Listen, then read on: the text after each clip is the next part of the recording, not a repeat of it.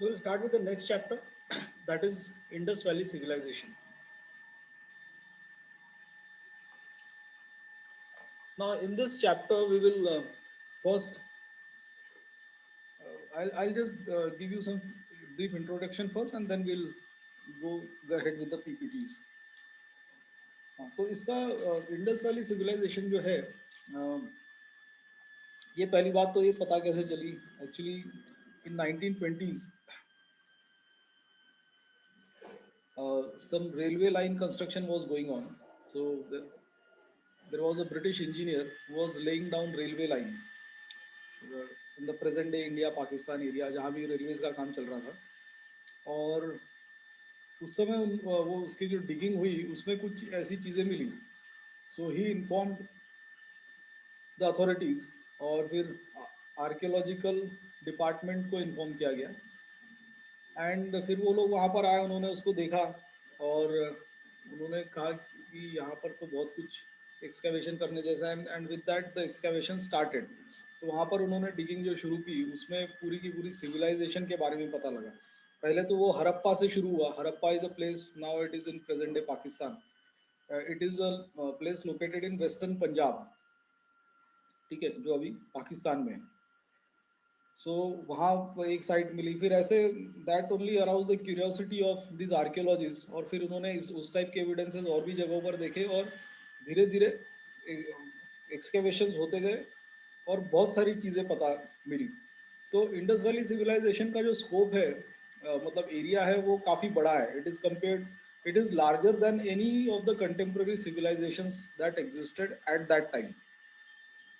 तो जैसे वो इजिप्शियन सिविलाइजेशन, मेसोपोटामियन और even Chinese, China right now एक बहुत बड़ा कंट्री है, लेकिन उसकी जो सिविलाइजेशन का पार्ट था वो पूरे चाइना पे थोड़ी ना था। सो वैसे भी चाइना का जो एरिया है उसमें बहुत बड़ा पार्ट तो टिबेटन प्लाटू आ जाता है उसमें। वो अनइनहेबिटेड प्लेस है, ठीक है। फिर वो कुनलुन माउंटेन्स के नॉर्थ में फिर सेटलमेंट्स है, फिर उसका भी कई सारा पार्ट ड्राई एंड एरिड है मंगोलिया के साइड का। एंड ऑल राइट, सो वो सब तो ज्योग्राफी का पार्ट है, जो एक्चुअली सेटलमेंट्स बहुत जगहों पर नहीं है। तो Chinese civilisation, Egyptian civilisation, Mesopotamian civilisation और इवन जो मायन सिविलाइजेशन थी साउथ अमेरिका में, उन सबसे एरिया वाइज ये सबसे बिगेस्ट सिविलाइजेशन थी। एंड उसका अगर स्कोप तुम वैसे देखो तो it encompass the entire Pakistan, present day Pakistan, फिर अपना नॉर्दर्न इंडिया जिसमें इंडिया का Punjab, Haryana, Rajasthan, even Gujarat and some parts of Uttar Pradesh, northern Madhya Pradesh, ये सारी चीज़ें पूरा मिला के इतना बड़ा एरिया था जिसमें ये सिविलाइजेशन बसी थी। क्योंकि इतने बड़े एरिया में अलग अलग साइट्स मिली है और वो सब साइट्स का जो डेटिंग बैक अगर किया तो वो उसी टाइम पीरियड पे जाता है, तो इसका मतलब वो सब उसी सिविलाइजेशन का पार्ट था। Okay, so since 1921 we came to know about this civilisation.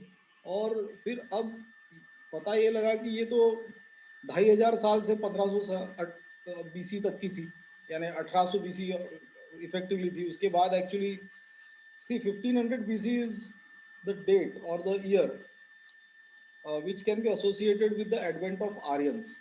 And by 1800 BC, Indus Valley civilization had was already wiped out. There were no traces of Indus Valley civilization after 1800 BC. तो 1800 BC से 1500 BC, ये 300 साल का जो period है, इसमें क्या हुआ ये किसी को नहीं पता, यानी इस एरिया में इसके कोई एविडेंसेस नहीं है। एंड ये जो इंडस वैली सिविलाइजेशन है, इसके मतलब इसमें बहुत सारी एस्टोनिशिंग चीज़ें हैं जो आज की डेट में भी सबको हैरान करती है। एक तो सबसे पहली बात तो ये है कि हमने अभी कैलकोलिथिक एज के बारे में पढ़ा, तो वो जो कैलकोलिथिक ईरा है ये उससे भी पुरानी है। लेकिन कहाँ वो कैलकोलिथिक ईरा चल रहा था और कहाँ इस तरफ पूरे बाकी की जगहों पर दुनिया में या इवन इंडिया में भी इतने पार्ट को छोड़ दिया जाए, इंडस वाले सिविलाइजेशन के पार्ट को छोड़ दिया जाए, तो बाकी की जगह पे कैलकोलिथिक एज चल रहा था या कई जगहों पे तो स्टोन एज चल रहा था। और उसी टाइम पे इस पर्टिकुलर एरिया में एक एस्टेब्लिश सिविलाइजेशन थी, ठीक है। तो इसके कई सारे रीजंस है जिसकी वजह से हम इसको एक एस्टेब्लिश सिविलाइजेशन इस्टेब्लिश सिविलाइजेशन बोल सकते हैं। तो उसमें से सबसे इम्पोर्टेंट एक रीजन है, वो है एक टाउन प्लानिंग है और उनके जो बिल्डिंग्स का स्ट्रक्चर है वो। सो टाउन प्लानिंग इनका बहुत परफेक्ट था। In fact in those days they had streets which intersected at right angles. Then they had a proper grid system and even a sewer system. Sewer system एक बहुत important development होती है कि तुमने पूरे city का sewer line बना के रखा है। You know, the drain, city का जो ड्रेन वेस्टेज होगा, जो ड्रेन होके फाइनली किसी रिवर में जाएगा, वो सिस्टम उस समय वहां पर था। All right, then they had a citadel. Okay, then most of the sites had a citadel. Citadel and it's a centrally located place or building जिसमें सपोजिटली वहाँ का राजा वगैरह रहता होगा, लेकिन ऐसे वहाँ के किंग्स कौन थे, क्या थे, उसकी हिस्ट्री के बारे में अभी तक किसी को नहीं पता। उसका मेन रीजन ये है कि उसकी जो स्क्रिप्ट है वो डिसाइफर नहीं हुई है, और वो हो सकता है कि वो स्क्रिप्ट डिसाइफर करने लायक भी ना हो, और वो मतलब वो बहुत प्रिमिटिव फॉर्म में लिखी गई स्क्रिप्ट हो। ओके, फिर उसमें कुछ ग्रेट बात एक था, यानी जिसमें रिलीजियस सेरेमनीज होती होंगी या रिच लोगों के वो एंटरटेनमेंट की जगह होगी। ओके, सो रिचुअल बेदिंग के लिए हो सकता है। Then there were many granaries found. Granaries वो जगह होती है जहाँ पर आज के डेट का मॉडर्न डे गोडाउन बोल सकते हो। सो जैसे गोडाउन्स होते हैं जहाँ पे हम अनाज रखते हैं, तो इस टाइप की ग्रैनरीज वहाँ पर मिली। Okay, then some sites had proper, मतलब जहाँ पर मैन होल जो होता है ना गटर का, ये मैन होल्स मिले, और उसके नीचे फिर सीवर लाइन ये भी मिली है। ओके, एक प्रॉपर ड्रेनेज सिस्टम उन्होंने बना के रखा था। अपार्ट फ्रॉम दैट एग्रीकल्चरली भी वो एक डेवलप्ड सिविलाइजेशन थी, क्योंकि see civilisation can not be established unless there is agriculture prevailing. क्योंकि जब तक कुछ लोग बाकी लोगों के लिए खाना नहीं उगाएंगे, तब तक बाकी लोग फ्री कैसे होंगे दूसरे काम करने के लिए। आज की डेट में भी तो हम अपना खाना तो उगाते नहीं है, हमारे लिए कोई और खाना उगाता है, तो हम दूसरे काम करते हैं। So if all people are involve in producing their own food, then how can a civilisation develop? तो सिविलाइजेशन तभी डेवलप होती है जब एग्रीकल्चरल प्रोडक्टिविटी बढ़ती है। तो उसका मतलब ये है कि कुछ लोग सब लोगों के लिए खाना उगा सकते हैं, तो बाकी लोग फिर फ्री हो जाते हैं दूसरा काम करने के लिए। ठीक है, सो एक एग्रीकल्चरल बैकड्रॉप तो इसका होगा ही होगा। लेकिन इसमें एक इम्पॉर्टेंट चीज ये है कि आज की डेट में ये जो इंडस वैली एरिया है, जहां पर स्पेशली जो प्रेजेंट डे पाकिस्तान है, वो कोई बहुत फर्टाइल लैंड नहीं है राइट नाउ। और उसका एक रीजन ये है कि वहां पर रिवर्स का तो एक बहुत बड़ा सिस्टम है, लेकिन otherwise it is not, without irrigation you can't do agriculture in that area. अगर अनलेस तुम उन रिवर्स में से कैनाल्स निकाल के लेके जाओ दूर दूर तक, क्योंकि वहां पर बारिश बहुत कम होती है, it has very scanty rainfall, और इसीलिए वो अदरवाइज एक ड्राई एरिड एरिया में ही आता है। But at the same time जब अगर हमको इसके एविडेंसेस मिले हैं कि इंडस वैली सिविलाइजेशन में सेटल्ड और अच्छा एग्रीकल्चर होता था, तो हो सकता है कि उतने साल यानी 4,500 साल पहले वहाँ की लैंड फर्टाइल हो, वहाँ का क्लाइमेट भी कुछ और हो, वहाँ पे बारिश रेगुलरली होती होगी। क्योंकि एलेक्जेंडर के इन्वेजन के टाइम पे वहाँ के some Greek historians have written about that area, and they have called it a very fertile land with lot of greenery and crops, और ऐसा उन्होंने जो उसमें उसका वर्णन किया है, तो उससे पता लगता है कि उस समय उस जमाने में वहाँ पर काफ़ी काफ़ी अच्छी बारिश भी होती होगी। और फिर उसके बाद अभी राइट नाउ तो वहाँ पर होता नहीं है वैसा। So may be climate has change, no climates do change in a span of 1000 years, और ये वैसे तो climate change, major climate changes आने में तो कई हज़ारों साल लगते हैं, बट दे मे चेंज। सो इसीलिए हो सकता है कि उस समय वहाँ पर बारिश होती होगी, अभी नहीं होती। ओके, क्योंकि अगर वो नहीं होता तो एग्रीकल्चर नहीं होता, और एग्रीकल्चर नहीं होता तो वो सिविलाइजेशन ही नहीं होती। Alright, then apart from that एक इसमें इंपॉर्टेंट डिस्कवरी इसमें ये मिली, इसकी एक साइट है लोथल करके, वो गुजरात, वो इंडिया के गुजरात में है, और वहाँ पर डॉकयार्ड मिला है। डॉकयार्ड मतलब जहाँ पर शिप्स रखे जाते हैं। सो डॉकयार्ड तो वही होगा जहाँ पर शिप्स पार्क होंगे, तो शिप्स पार्क होंगे मतलब शिप चलते भी होंगे। सो शिप्स चलते थे, और एक्चुअली उस जमाने में भी उनके इधर के जो प्रेजेंट डे अफ्रीका, यमन और ये जो प्लेसेस है यहाँ के इन एरियाज के साथ ट्रेडिंग रिलेशंस थे, क्योंकि उधर के सील्स इधर मिले और इधर के सील्स उधर मिले. So this only shows that some form of trading might have also occurred. और एविडेंस इसका है कि वहां से राइस एक्सपोर्ट होता होगा, क्योंकि वहां पर राइस के बहुत सारे हस्क मिले, राइस हस्क मिले और राइस के ग्रैनरीज लोथल और उस एरिया में. सो दिस शोज कि यहाँ पर राइस स्टोर होता होगा और राइस शायद एक्सपोर्ट होता होगा. अब एग्जैक्टली क्या एक्सपोर्ट होता था और क्या नहीं वो अभी तक ठीक से नहीं पता, because that what we are talking about is 4,500 years old. So इतने पुराने टाइम के एविडेंसेस जुटाना और उसको एक्चुअली उसके ऊपर कंक्लूसिवली कुछ रिजल्ट देना, जजमेंट देना, वो थोड़ा डिफिकल्ट हो जाता है. ओके अच्छा, फिर उसके अलावा they also domesticated many animals. तो अब जैसे ये इसके तो बहुत एविडेंसेस है कि उन्होंने ऑक्स यानी बफेलोज, गोट्स, शीप, पिग्स और हम्प्ड बुल्स, इन सबको उन्होंने डोमेस्टिकेट किया था. Cats and dogs were also domesticated. Even elephants were domestic. Elephants, rhinoceros, and horses were also known. अब घोड़ों के अवशेष कुछ जगहों पर मिले हैं, लेकिन ऐसा कोई एविडेंस कंक्लूसिवली सजेस्ट नहीं करता कि वो उस सिविलाइजेशन में घोड़ों का बहुत एक्सटेंसिव यूज होता होगा. क्योंकि फिर अगर होता तो बहुत सारे घोड़ों के कंकाल मिलने चाहिए थे. Only thing is horses were known, that is what we can conclude. लेकिन घोड़े के ऊपर बैठ के एक्चुअली तुम सवारी कर सकते हो लॉन्ग डिस्टेंसेस की, ऐसा शायद उनको नहीं मालूम था. Okay so by no means the civilisation made extensive use of horses. So it was not a horse centred civilisation.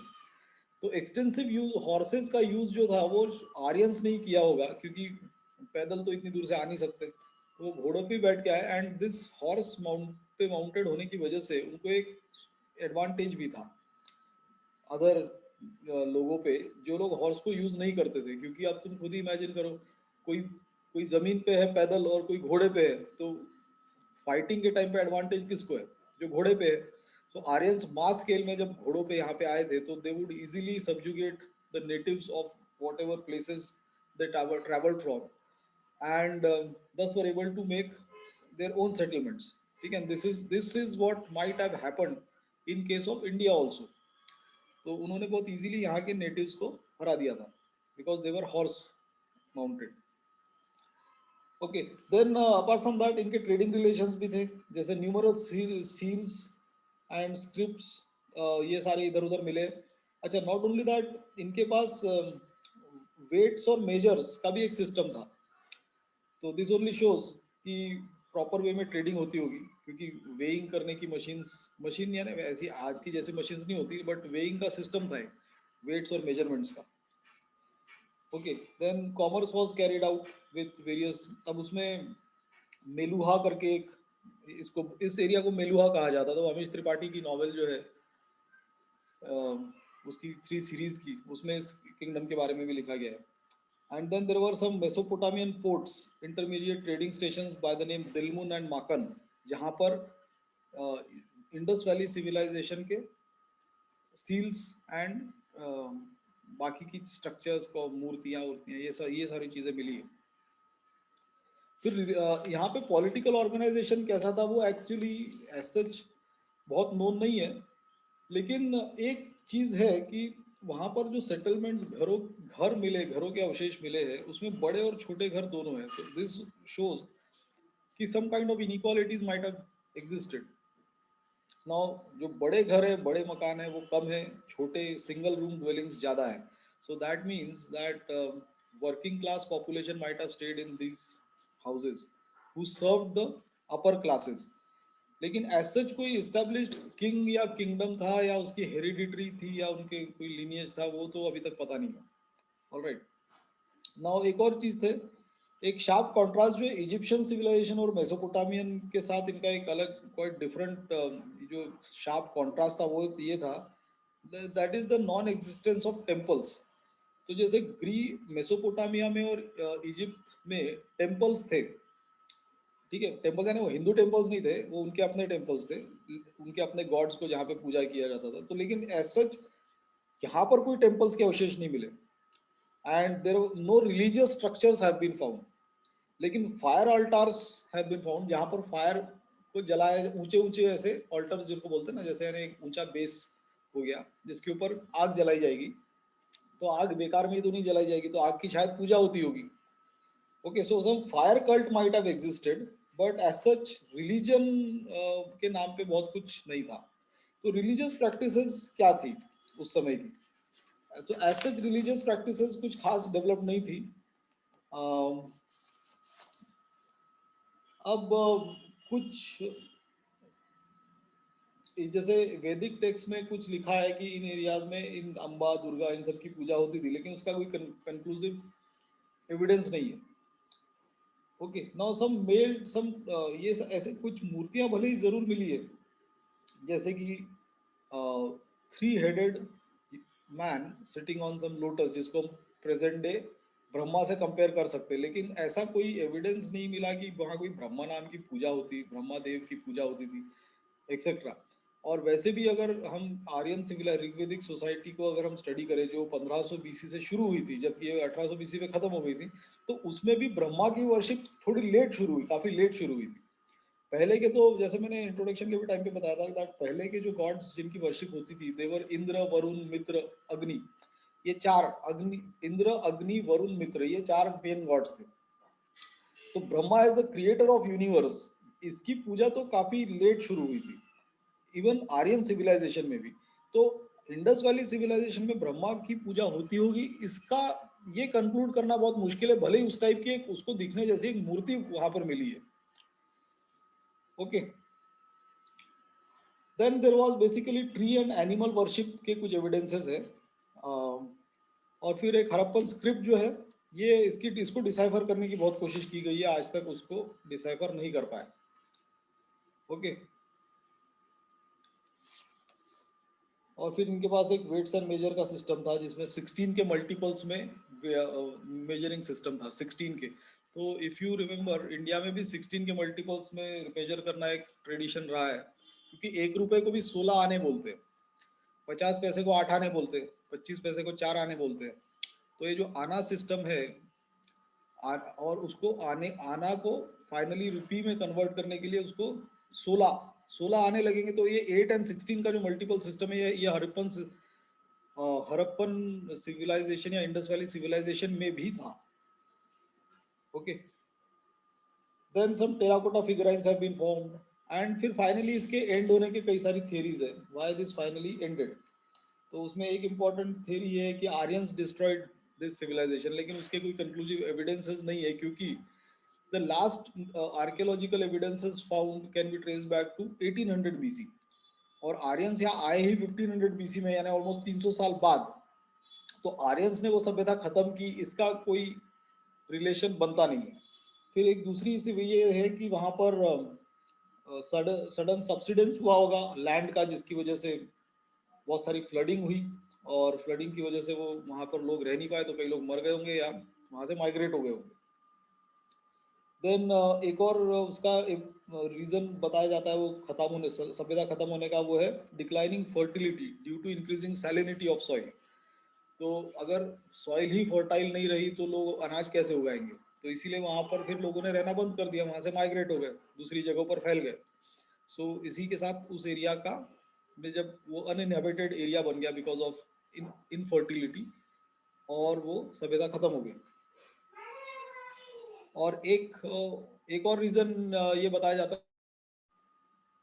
Some massive earthquakes might have struck, और जिसकी वजह से सब बिल्डिंग्स गिर गई और ये हो गया, कई लोग मर गए होंगे, and and many people might have migrated to other places. Okay, so this was about Indus Valley civilization, उसका इंट्रोडक्शन. अभी उसको हम पीपीटी पे एक बार देख लेते हैं, ठीक है. So Indus Valley civilization, it was from around 2500 BC to 1500 BC बोल सकते हैं, but in reality it is 1800 BC. Now, from the beginning of 4th millennium BC, the individuality of the early village cultures began to be replaced by a more homogeneous style of existence. ठीक है, homogeneous type of existence मतलब एक similar type का existence सबका. By the middle of third millennium, a uniform culture uh, had developed at settlements spread across nearly 5 lakh square miles, including parts of Punjab, Uttar Pradesh, Gujarat, Balochistan, Sindh, and Makran coast. तो ये जो पूरा area है, just a minute.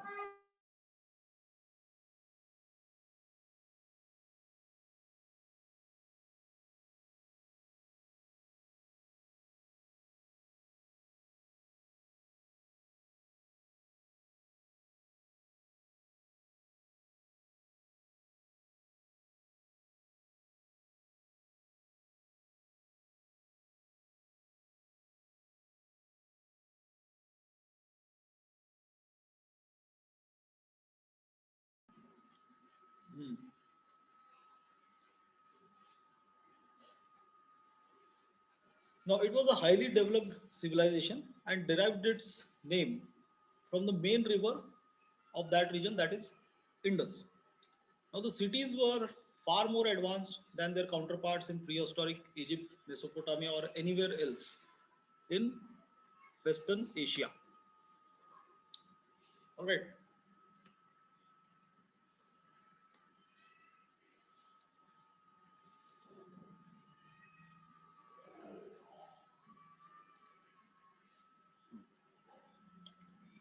So this was briefly the area. So you can see ये बहुत बड़ा area है जिसमें प्रेजेंट डे पूरा पाकिस्तान तो आ ही गया, कुछ पार्ट ईरान और अफगानिस्तान का भी है, फिर नॉर्थ इंडिया का भी सब्सटेंशियल पार्ट है जिसमें राजस्थान आ गया, गुजरात आ गया. ये लोथल पोर्ट था. इसकी मेन साइट्स हरप्पा, मोहनजोदाड़ो और मेहरगढ़. Okay.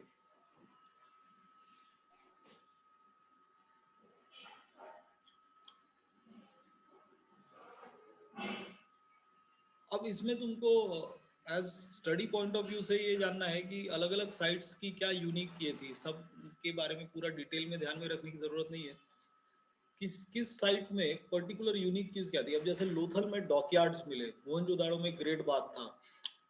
ऑलराइट, तो हर साइट के बारे में तुमको कोई यूनिक एक दो चीजें ध्यान में रखनी है, that's it.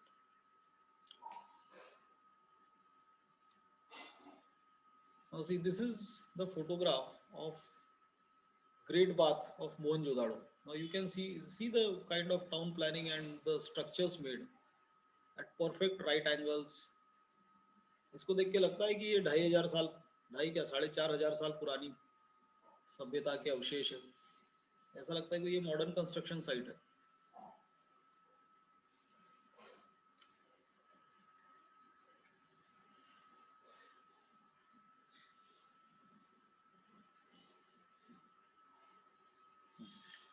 So now the difference between pre-Harappan and proto-Harappan cultures. Now, cultures that preceded Harappan culture are pre-Harappan, while proto-Harappan cultures are those pre-Harappan cultures which have some close similarities with Harappan cultures, or which may be said to have anticipated certain essential elements of Harappan culture.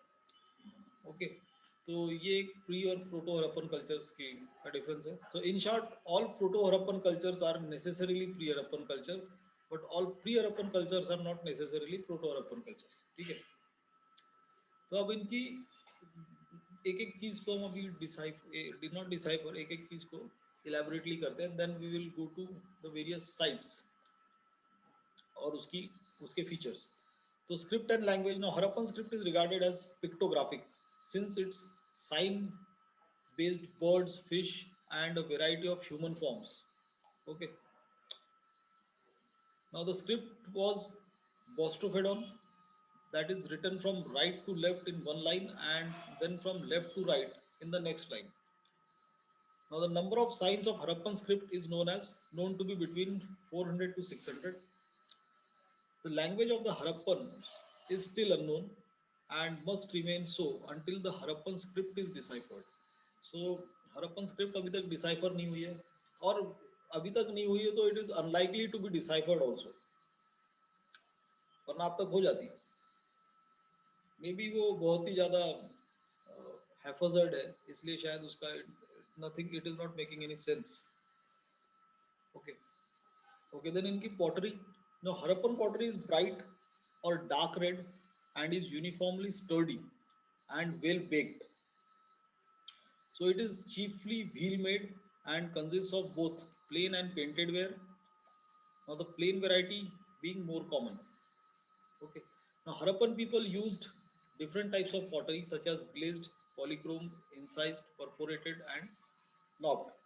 The glazed Harappan pottery is the most ancient in the world. Okay.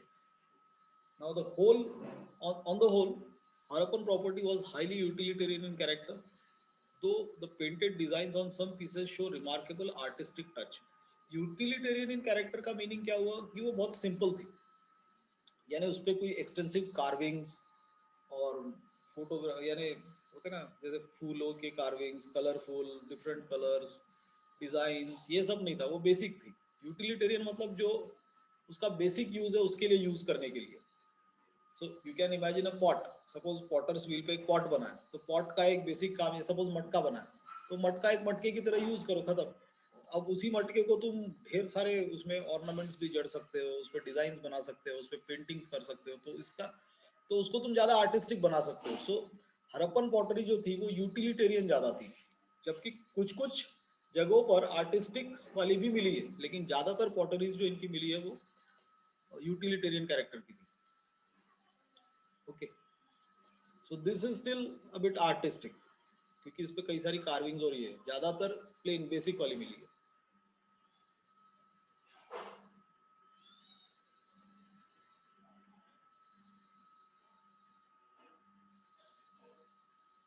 Okay, then seals. They are the greatest artistic creation of the Indus people. Now, they are most commonly made of steatite. Now, the technique of the cutting and polishing these seals with white luster was a unique invention of the Harappans. The majority of the seals have an animal engraved on them with a short inscription. Now, unicorn is the animal most frequently presented on the seal. Unicorn मतलब एक घोड़ा, one horned horse. Okay, अब ये unicorn actually seals पे तो बहुत जगह मिला, लेकिन आज तक यूनिकॉर्न रियलिटी में कभी किसी ने नहीं देखा, न देखा ना वो कभी एग्जिस्ट किया. तो वो एक माइथोलॉजिकल फिगर ही है शायद, मतलब सींग वाला घोड़ा जिसके मुंह पे एक ही सींग होगा वो. Now it's main type is the square type with a carved animal and inscription, the rectangular type with inscription only. तो ऐसे दो टाइप के इनके सील्स हैं. सो इस फोटो से तुमको दिख जाएगा. सो इसमें एक हम्ड बुल भी है और ये यूनिकॉर्न. ओके, और it doesn't look like a proper horse but effectively it is. फिर राइनोज के भी है, वन हॉर्न राइनोज और बफेलोज, एलिफेंट्स, ये सारे भी, इनके भी कई सारे सील्स मिले. ये सब हड़प्पन टाइम के. अच्छा, इनकी ब्यूरियल प्रैक्टिसेस कैसी थी? Now three forms of burials are found at Mohenjodaro. Actually Mohenjodaro ये जो नाम है, इसी ये माउंड ऑफ द डेड, इसका मतलब ही वो है. देन जिसमें कंप्लीट ब्यूरियल्स थी, that is the burials of some bones after the exposure of the body to wild beasts and birds. ठीक है. Now many communities use this practice as for burying, now which is this practice is used by Parsis also.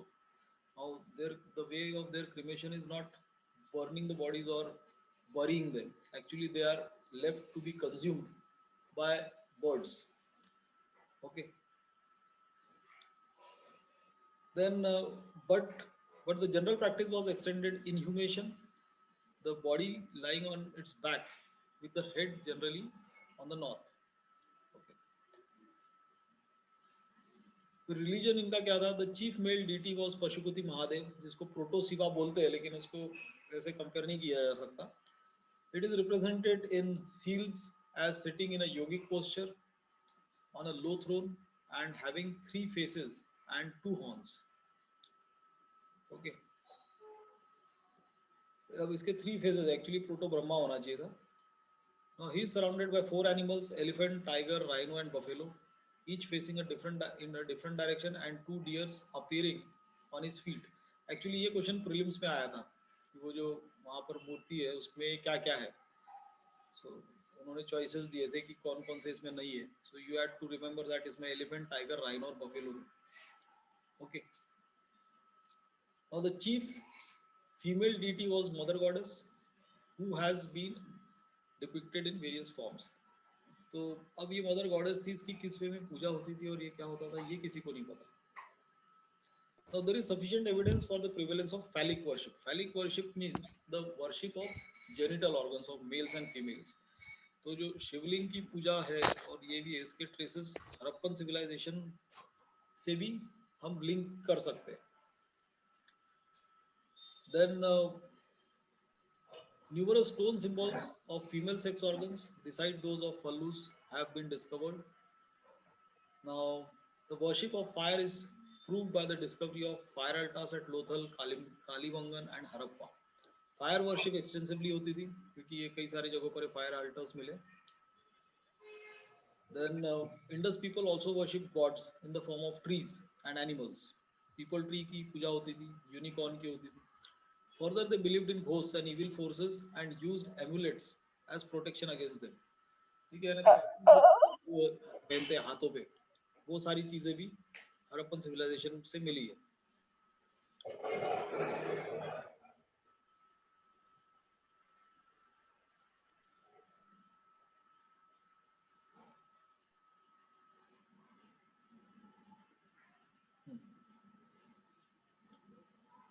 अब इसमें एक चीज तुम देखो, जैसे ये जो मूर्ति है ये मतलब इट इज अ अगली लुकिंग फिगर. तो एक्चुअली उस समय वो आर्ट एग्जिस्ट नहीं करता था कि उसको ब्यूटीफुल मूर्तियां बनाने का. ये ग्रीक इन्फ्लुएंस से सीखे, जिसको एंथ्रोमॉर्फिक फॉर्म ऑफ स्कल्पटिंग बोलते हैं. That means the statues would be carved, the statues that would be carved would look like human beings. ठीक है, तो एक्चुअली ह्यूमन बीइंग जैसे दिखते हैं वैसी स्कल्पटिंग करना, ये आर्ट ही एग्जिस्ट नहीं करता था. ये ग्रीक इन्फ्लुएंस से इंडिया में आया. और फिर इंडिया में जो एक्सटेंसिवली फर्स्ट एंथ्रोमॉर्फिक मूर्तियां अगर किसी की बनी थी तो वो बुद्धा की थी. फिर उनका trade and commerce. Now interregional trade was carried on the on with Rajasthan, Saurashtra, Maharashtra, South India, parts of Western Uttar Pradesh and Bihar. Then foreign trade was conducted mainly with Mesopotamia and Bahrain. Trade was carried on by overland as well as overseas transport. Bullock carts and pack oxen were employed for land transport. There is evidence of sea and river transport by ships and boats in several seals and terracotta models, apart from the dockyard at Lothal. ठीक है. Now the Sumerian text referred to trade relations with Meluha. अब देखो, मेलुहा, इस area को मेलुहा बोलते हैं. Immortals of Meluha करके जो उसकी बुक है अमीश त्रिपाठी की, उसमें अब सुमेरियन टेक्स्ट में बताया गया है कि इनके साथ ट्रेड रिलेशंस थे और उसके हमको सील्स भी इधर के उधर और उधर के इधर मिले. So this only we can safely conclude कि उस समय ट्रेडिंग रिलेशंस थे. ठीक है. Now the Sumerian texts refer to trade relations with Meluha, which was the ancient name given to Indus region, and they also speak of two intermediate stations called Dilmun and Makan. Okay. फिर इसका decline कैसे हुआ? After 2000 BC the Indus culture slowly declined and gradually faded out. Some ascribe this to the decreasing fertility of the soil on account of the increasing salinity caused by the expansion of neighboring desert. यानी बलूचिस्तान वाला वगैरह जो area है पूरा desert है, तो ये शायद पंजाब एरिया में भी एक्सटेंड हो गया होगा. Then others attribute it to some kind of depression in the land which caused floods. Still others point out that the Aryans destroyed it, but this theory is unlikely क्योंकि Aryans काफी उसके बाद आए. Now, according to some scholars, decline of trade, particularly oceanic trade with Sumerians, must have contributed partly to the decline. Even though there are various theories for the downfall of this civilization, the most accepted version is that of ecological destruction. Okay, so this was about the decline of Harappan civilization. Now we come to some major sites